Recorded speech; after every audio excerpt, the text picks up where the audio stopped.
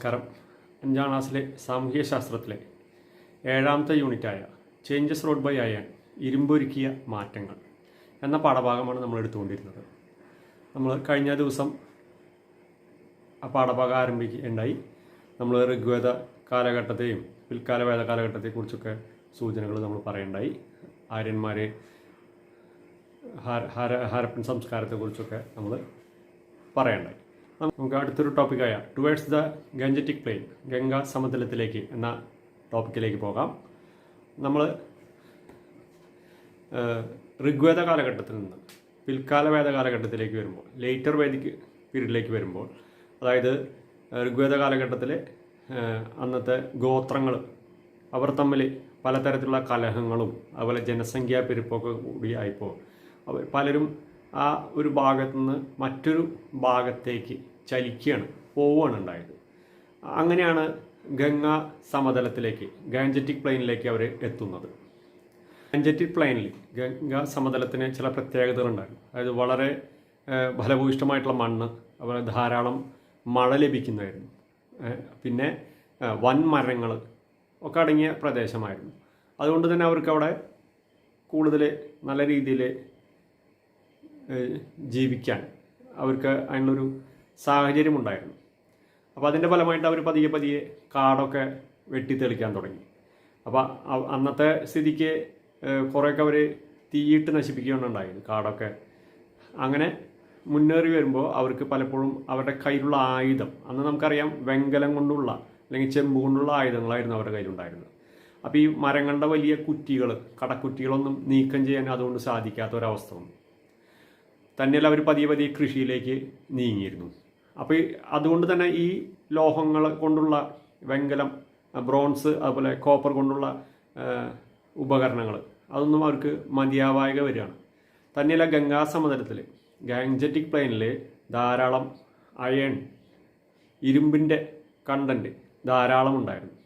അങ്ങനെ ഇരുമ്പ് പതിയെ അവർ കണ്ടെത്തുകയും ഇരുമ്പ് കൊണ്ടുള്ള ആയുധങ്ങൾ, അയൺ കൊണ്ടുള്ള ആയുധങ്ങൾ അവർ ഉപയോഗിക്കാൻ തുടങ്ങി. അങ്ങനെ അവർ കൂടുതലും കൃഷിക്ക് വേണ്ട ഉപകരണങ്ങളൊക്കെ അതിലൂടെ നിർമ്മിക്കാനും മറ്റാവശ്യങ്ങൾക്കുള്ള ഉപകരണങ്ങളൊക്കെ അതിലൂടെ പതിയെ ഇരുമ്പ് കൊണ്ടുള്ള ആയുധങ്ങളിലേക്ക് അവർ കടക്കുകയാണ്, ഉപകരണങ്ങളിലേക്കും കടക്കുകയാണ്. അത്തരത്തിൽ അവരുടെ ജീവിതം മുന്നോട്ട് പോവുകയാണ്. അങ്ങനെ അവർ അവിടെ സ്ഥിര താമസം ആരംഭിക്കുകയാണ്. കൃഷിയിലേക്ക് വരണം, കന്നുകാലി വളർത്തിൽ നിന്ന് കൃഷിയിലേക്ക് മാറുകയാണ് അവർ. അതെന്താ പറയണം നോക്കൂ, സ്ഥിരവാസം ആരംഭിക്കുകയാണ്. Beginning of settled life. അതുപോലെ കാർഷികോൽപാദനം വർദ്ധിച്ചു. Increase in agricultural production. അതുപോലെ മിച്ചം വന്ന ഉൽപ്പന്നങ്ങൾ കൈമാറ്റം ചെയ്തു. Exchange of surplus products. അപ്പോൾ ഇതൊക്കെ ഗാഞ്ചറ്റിക് പ്ലെയിനിൽ ആണ്. ഗംഗാ സമതലത്തിലേക്ക് വരുമ്പോൾ അങ്ങനെ ഇരുമ്പിൻ്റെ കണ്ടുപിടുത്തത്തോടുകൂടി ഇരുമ്പ് കൊണ്ടുള്ള, അയൺ കൊണ്ടുള്ള ഉപകരണങ്ങൾ ഉപയോഗിച്ച് തുടങ്ങിയതിന് ശേഷമുള്ള കാര്യമാണ് ഞാൻ പറയുന്നത്. അങ്ങനെ പതിയെ അവരുടെ ജീവിത രീതിയിലൊക്കെ മാറ്റം വരികയാണ്. അപ്പോൾ അന്നത്തെ അവർ ഉപയോഗിച്ചിരുന്നൊരു പാത്രത്തിൻ്റെ ചിത്രമൊക്കെ നമുക്കിതിപ്പോൾ കാണാവുന്നതാണ്, അല്ലേ? ചാരനിറത്തിലുള്ളൊരു പാത്രമാണ്. അപ്പോൾ അത്തരത്തിൽ പതിയെ മാറ്റങ്ങൾ വന്നു തുടങ്ങി. പിന്നെ അതിൽ പറയുന്നത് ജനങ്ങൾ സ്ഥിരവാസം ആരംഭിച്ചതോടെ പിന്നെ തൊഴിലിൻ്റെ അടിസ്ഥാനത്തിൽ ജനങ്ങളെ തന്നെ അവർ 4ആയി തിരിക്കുകയുണ്ടായി. ചാതുർവർണ്ണ്യം എന്നാണ് അതിന് പറയാം. അത് ഏതൊക്കെയാണ് ആ ചാതുർവർണ്ണ്യത്തിൽ വരുന്നത് നോക്കൂ. ബ്രാഹ്മണരാണ് ആദ്യം വരുന്നത്, പിന്നെ ക്ഷത്രിയർ, വൈശ്യർ, ശൂദ്രർ. ബ്രാഹ്മിൻസ്, ക്ഷത്രിയാസ്, വൈശ്യാസ്, ശൂദ്രാസ്. ഇങ്ങനെയാണ് ആ 4 വിഭാഗം. തൊഴിലിൻ്റെ അടിസ്ഥാനത്തിലാണ് അത് ഈ 4 വിഭാഗങ്ങളെ തിരിച്ചിട്ടുള്ളത്. ചാതുർവർണ്ണ്യ എന്നാണ് അത് പറയുക. അതുപോലെ ആരാധനാമൂർത്തികൾ, നമ്മൾ ഋഗ്വേദ കാലഘട്ടത്തിലുള്ള ആരാധനാമൂർത്തികളെ കുറിച്ച് നമ്മൾ പറയണ്ടായി കഴിഞ്ഞ ക്ലാസ്സിൽ. അതൊക്കെ മാറി യാഗങ്ങളിലേക്ക് കടന്നു തുടങ്ങി. ഈ യാഗങ്ങളിലേക്ക് കടക്കുക വഴി തന്നെയല്ല ഈ മൃഗങ്ങളെ ബലി കഴിക്കാനൊക്കെ ആരംഭിക്കുകയാണ്, നമ്മുടെ ആവശ്യങ്ങൾ നിറവേറാനായിട്ട്. അത്തരത്തിലേക്കുള്ള ആരാധന രീതിയിലേക്കൊക്കെ അവർ മാറി തുടങ്ങി. നമുക്ക് പാഠഭാഗത്തേക്കൊന്ന് പോകാം. എന്തൊക്കെയാണ് നമ്മുടെ പാഠഭാഗത്തിൽ പറയുന്നതെന്ന് ജസ്റ്റ് നോക്കാം. Towards the Gangetic plain, Ganga സമതലത്തിലേക്ക്. Later Vedic period is the period during which human life, as depicted in the Sama, Yajur and the Atharva Vedas existed. അതായത് സാമവേദം, യജുർവേദം, അഥർവവേദം എന്നിവയിൽ പരാമർശിച്ചിരിക്കുന്ന മനുഷ്യജീവിതം നിലനിന്നിരുന്ന കാലം പിൽക്കാല വേദകാലം, അതായത് ലേറ്റർ വേദിക് പീരീഡ് എന്നറിയപ്പെടുന്നു. The Aryans who had been cattle rearers in the Rigvedic period reached the Gangetic plain in the later Vedic period.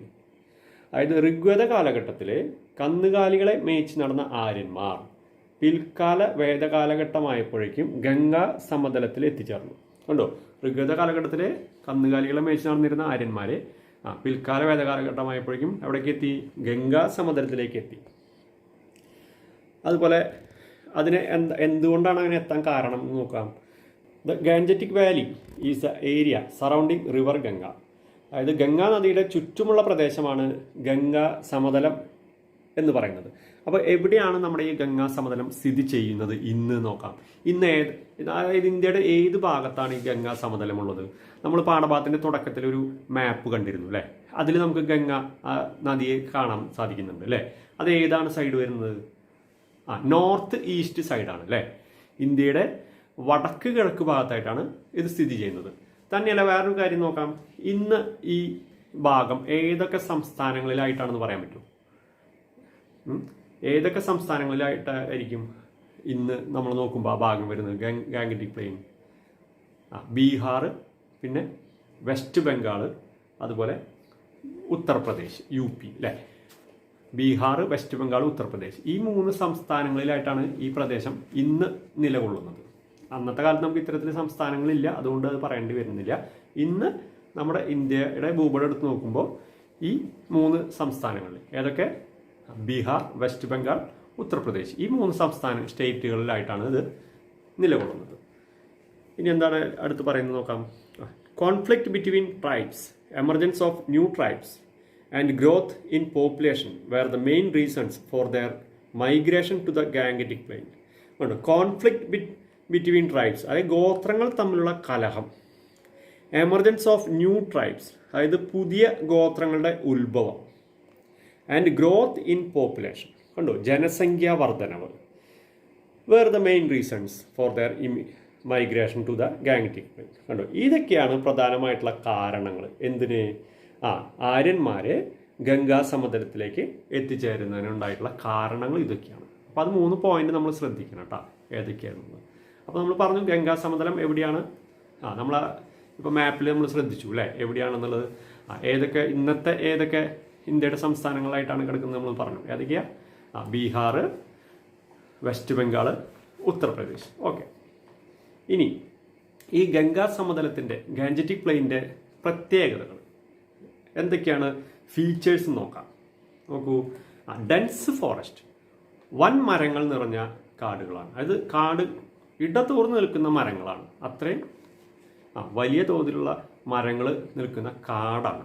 പിന്നെയോ ഫെർട്ടൈൽ അലൂവിയൽ സോയിൽ, ഫലഭൂയിഷ്ടമായിട്ടുള്ള എക്കൽ മണ്ണ്. അതിൻ്റെ പ്രത്യേകത എന്താ? കൃഷിക്ക് വളരെ അനുയോജ്യമാണ് നമ്മളെ ഈ എക്കൽ മണ്ണ് എന്ന് പറയുന്നത് അല്ലേ? അലൂവിയൽ സോയിൽ എന്ന് പറയുന്നത് കൃഷിക്ക് വളരെ അനുയോജ്യമാണ്. പിന്നെയോ പ്ലെൻറ്റി ഓഫ് റെയിൻ, സമൃദ്ധമായ മഴ. ഈ 3 ഫീച്ചേഴ്സ് ഗാംഗറ്റിക് പ്ലെയിൻ്റെ ഫീച്ചേഴ്സാണ്. ഈ 3 പ്രത്യേകത സവിശേഷതകളാണ് ശരിക്കും പറഞ്ഞാൽ ഈ ആര്യന്മാരെ അവിടെ നിലനിർത്തുന്നതിന് കാരണമാക്കിയത്. ഇതൊന്നുമില്ല, അവിടെ ജീവിച്ചു പോകാൻ ബുദ്ധിമുട്ടാണെന്നുണ്ടെങ്കിൽ പിന്നെ അവരവിടെ നിൽക്കില്ലായിരുന്നു അല്ലേ? ഇനി എന്താണ് പറയണത് നോക്കാം.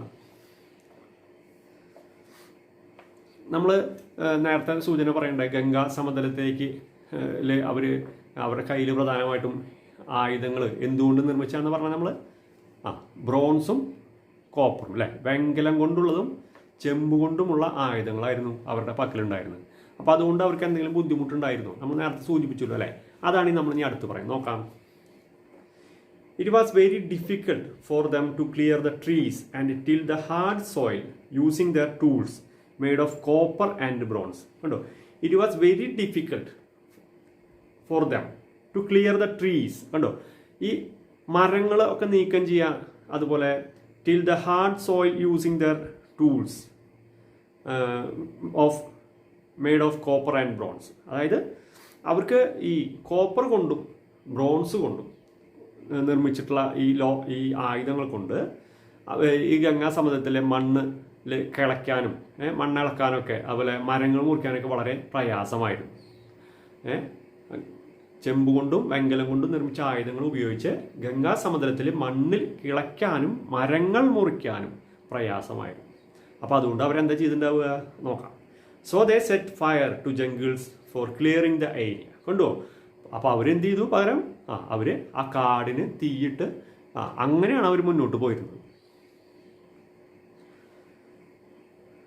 It was necessary for them to have a harder metal to make more effective tools and implements, and this led to the invention of iron. കണ്ടോ?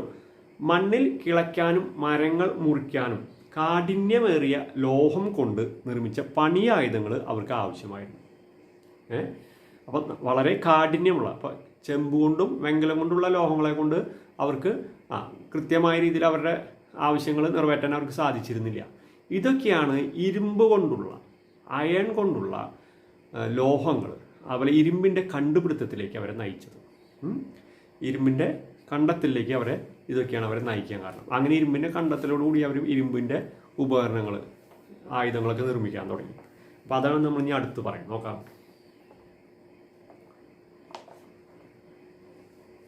The Gangetic Plain was rich in iron ore deposit. കണ്ടോ?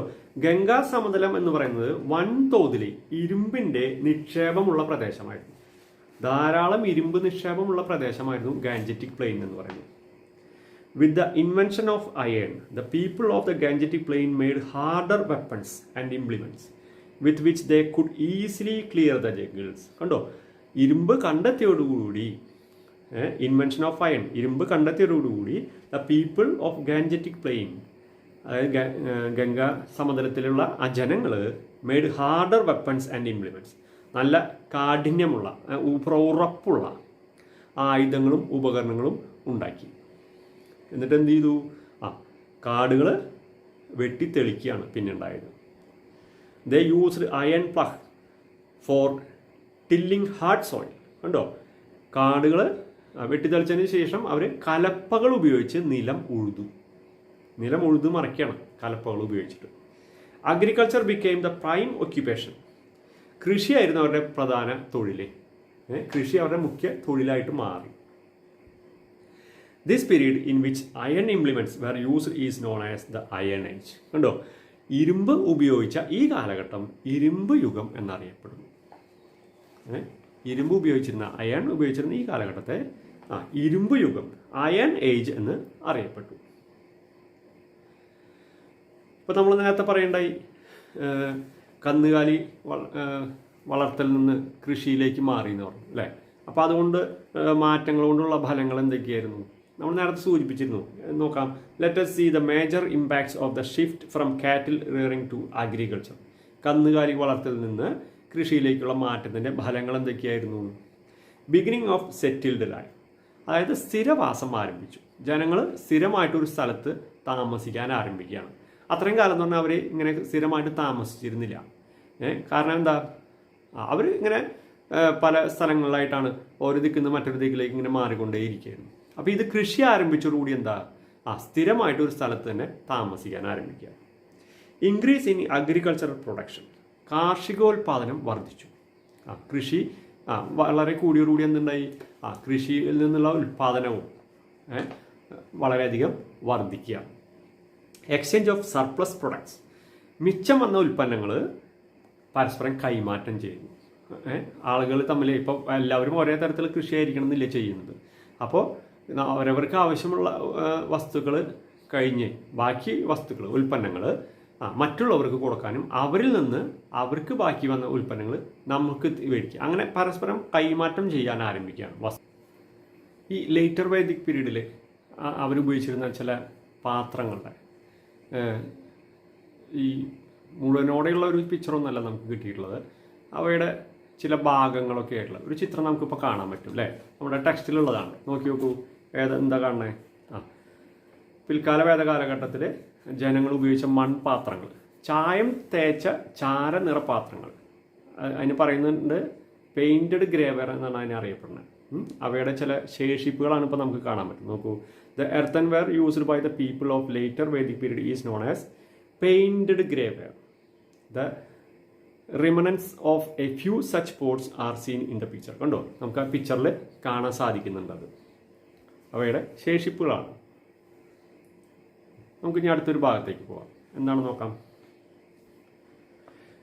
When people began to lead a settled life, some changes were brought about in their social life. കണ്ടോ, ജനങ്ങൾ സ്ഥിരവാസം ആരംഭിച്ചതോടെ അവരുടെ ജീവിതക്രമത്തിലും ചെറിയ മാറ്റങ്ങളുണ്ടായി. അവരുടെ social ലൈഫിലും മാറ്റങ്ങൾ ഉണ്ടാവണം. ഏത് തരത്തിലുള്ള മാറ്റം നോക്കൂ. The society got divided into 4 based on occupations. കണ്ടോ, സമൂഹത്തെ 4ആയിട്ട് തിരിക്കുകയാണ്. എന്തിൻ്റെ അടിസ്ഥാനത്തിൽ? തൊഴിലിൻ്റെ അടിസ്ഥാനത്തിൽ 4 വിഭാഗങ്ങളായിട്ട് വിഭജിക്കപ്പെട്ടു. ഏതൊക്കെയാണ് ആ വിഭാഗങ്ങൾ നോക്കാം. The Brahmins, Kshatriyas, Vaishyas and Shudras. ബ്രാഹ്മണർ, ക്ഷത്രിയർ, വൈശ്യർ, ശൂദ്രർ. ഇങ്ങനെയുള്ള 4 വിഭാഗങ്ങളാണ്. ഇതിന് വേറെ ഒരു പേരും അറിയപ്പെടും, ചാതുർവർണ്ണ്യ എന്നുള്ള പേരിലാണ് ഇത് അറിയപ്പെടുന്നത്. കണ്ടോ, ഈ സ്ട്രാറ്റിഫിക്കേഷന് പറയുന്ന പേരാണ് ചതുർവർണ്ണ്യം. അപ്പോൾ തൊഴിലിൻ്റെ അടിസ്ഥാനത്തിലാണ് ഈ 4 വിഭാഗങ്ങളെ ആയിട്ട് തിരിച്ചിരുന്നത്. ചതുർവർണ്ണ്യ എന്നാണ് അത് അറിയപ്പെടുന്നത്. അപ്പോൾ ചതുർവർണ്ണ്യം എന്ന് പറയുമ്പോൾ നമുക്കത് നമ്മുടെ മനസ്സിലേക്ക് വരണം ഏതൊക്കെയാണെന്നുള്ളത്. ഏതൊക്കെയാ? ബ്രാഹ്മിൻസ്, പിന്നെ ക്ഷത്രിയർ, വൈശ്യർ, ശൂദ്രർ. ഇനി എന്താ പറയണത് നോക്കാം. നമ്മൾ നേരത്തെ പറയേണ്ട വർഷിപ്പ്, അതായത് ആരാധനയിൽ മാറ്റം വന്നു. In the later Vedic period this mode of worship lost its importance and instead yagas became important. അതായത് ഋഗ്വേദ കാലഘട്ടത്തിൽ നമുക്ക് അറിയാം ദേവന്മാരെയും ദേവിമാരെയൊക്കെയാണ് ആരാധിച്ചിരുന്നതെന്ന് പറഞ്ഞു അല്ലേ. എന്നാൽ പിൽക്കാല വേദ കാലഘട്ടത്തിൽ ലേറ്റർ വേദിക് പീരീഡിൽ എന്തായിരുന്നു, ഈ ആരാധന രീതിയുടെ പ്രാധാന്യം കുറഞ്ഞു. പകരം യാഗങ്ങൾക്ക് പ്രാധാന്യമുള്ള ആരാധനാ രീതി വ്യാപകമായി. കണ്ടോ, യാഗാസ് ബിക്കെയിം ഇമ്പോർട്ടൻറ്റ്. യാഗങ്ങൾക്കായിരുന്നു പ്രാധാന്യം. Most of the yagas involved animal sacrifice on a large scale. കണ്ടോ, പക്ഷെ അവിടെ ഒരു മോശം ഒരു പ്രവണത കാണാം. എന്താണ്? ആരാധന രീതി മാറിയപ്പോൾ പക്ഷെ അവിടെ യാഗങ്ങൾക്ക് വേണ്ടിയിട്ട് കാലികളെ ബലിയർപ്പിക്കുന്നു. മിക്ക യാഗങ്ങളിലും കന്നുകാലികളെ ബലിയർപ്പിക്കും. അങ്ങനെയായിരുന്നു ആരാധനയിൽ വന്ന മാറ്റത്തിൻ്റെ ഒരു കാര്യം. ആ രീതിയിലേക്ക് മാറി. അപ്പോൾ ഇത്രയാണ് നമുക്ക് ഇന്നത്തെ ദിവസം ഈ ഭാഗങ്ങളിൽ പറയാനുള്ളൂ.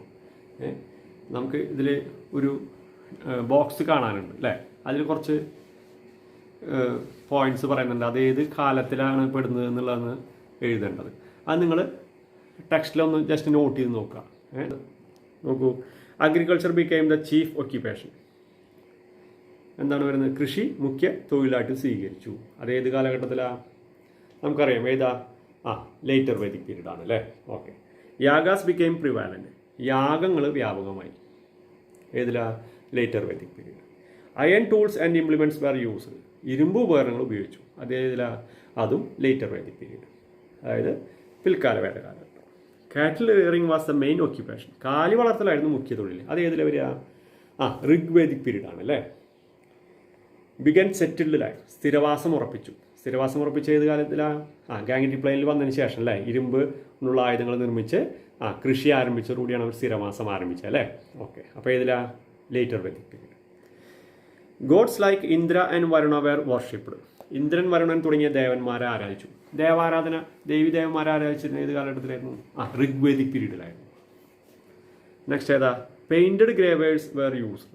ചായം തേച്ച ചാര നിറപാത്രങ്ങൾ ഉപയോഗിച്ചു. അതേതിലാണ് നമ്മൾ പറഞ്ഞത്? Later Vedic. അപ്പോൾ ഇന്നത്തെ ക്ലാസ് നമുക്ക് ഇതുകൂടി അവസാനിപ്പിക്കാം. നമുക്ക് അടുത്ത ക്ലാസ്സിൽ അടുത്തൊരു ടോപ്പിക്കുമായിട്ട് വരാം.